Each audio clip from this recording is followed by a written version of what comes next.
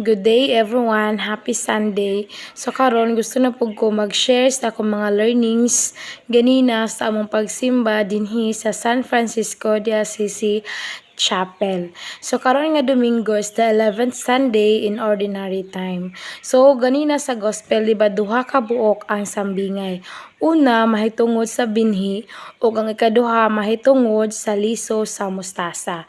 So kadto ta sa binhi, unsa man tong binhi?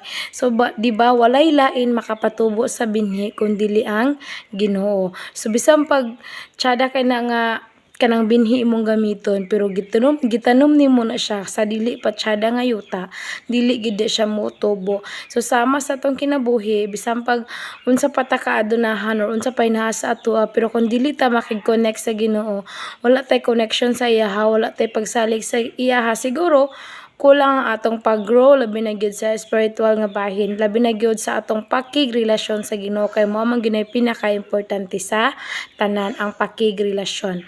Next is atong about sa liso sa mustasa.